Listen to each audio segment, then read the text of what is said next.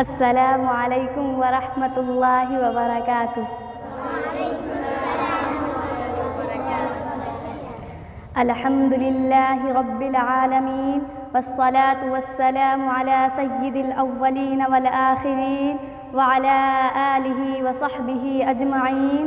अम्मा बाद फसआदतु रईसिल हफ़्लह वत्तालिबातिल अहिब्बह अना आसिया खातून बिन्तु रहमत अली अंतसिबु इला क़रियति बाका फ़ी मदीनति मधुबनी बिविलायति बिहा अल हिंद अत्तालिबतु फ़िस्सनति الثالثة من العالمة في المعهد أتشرف هنا بالمساهمة في مسابقة سنوية ذات الجوائز. حديثي معكم اليوم أسباب انحطاط المسلمين في العالم. أيها المسلمون والمسلمات، فاتقوا الله حق تقاته ولا تموتن إلا وأنتم مسلمون، وسارعوا دائما إلى مغفرته ورضوانه. في هذه الحفلة المباركة نبحث هزيمتنا في العالم. نحن نعرف أن أسباب هزيمتنا كثيرة. أين عقيدتنا؟ أين إيماننا؟ نحن نسأل أنفسنا أين كنا في العالم؟ وأين نحن في زماننا هذا؟ أنا لا أستطيع أن أذكر أمامكم أحوال المسلمين في العالم. أين أعراضنا وأموالنا ودماؤنا وبيوتنا ومساجدنا وأوقافنا ومدارسنا؟ إخواني وأخواتي في الله، نبحث عن أسباب ذلة المسلمين فهي كثيرة. لماذا المسلمون اليوم في الذل والهوان في العالم؟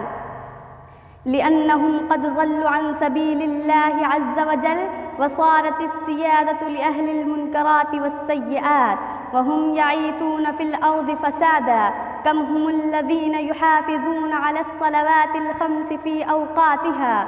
إنهم قليلون، بل أقل من القليل. وكثير من المسلمين في الغيبة والنميمة يسعون. كم هم الذين استمروا الباطل فما من زنا إلا وفعلوه، وأما الخمر فقد شربوه، وأما الربا فقد أكلوه، وأما الرشوة فقد استباحوها. والمسلمون يصفقون لأمثال هؤلاء ولا يغيرون المنكرات، وبعد ذلك إذا ابتلاهم الله بالمصائب يبكون ويشكون، ولم يعلموا أن الجزاء من جنس العمل، ثم بعد ذلك نعيب الزمان. عجبا والله إن الزمان لا يفسد إلا بفساد أهله، ولا يصلح إلا بصلاح الناس. إن صلح الناس كان الزمان صالحا، وإن فسد الناس كان الزمان فاسدا. فإن فساد الناس وهلاك الأمم إنما يكون بسبب انتشار المعاصي والسيئات والمنكرات، كما قال تعالى: ظهر الفساد في البر والبحر بما كسبت أيدي الناس ليذيقهم بعد الذي عملوا لعلهم يرجعون. فينبغي للمسلمين فرادا وجماعات أن يضعوا أيديهم على هذا السبب، لأنه ما من مصيبة تحدث إلا بسبب أنفسنا.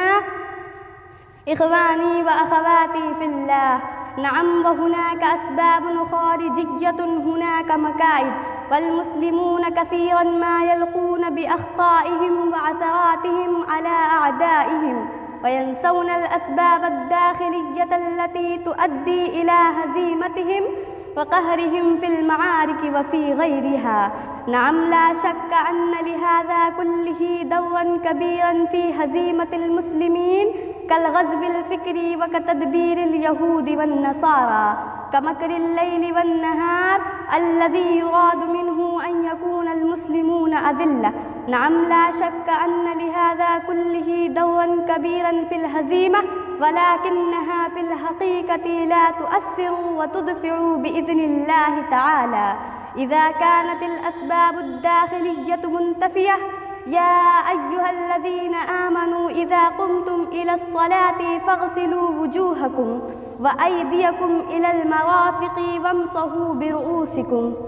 وفي الختام اللهم انصر الإسلام والمسلمين واخذل الكفرة والمشركين ودمر أعداء الدين برحمتك يا أرحم الراحمين. وصلى الله على نبينا محمد وعلى آله وصحبه أجمعين. وآخر دعوانا أن الحمد لله رب العالمين. والسلام عليكم ورحمة الله وبركاته.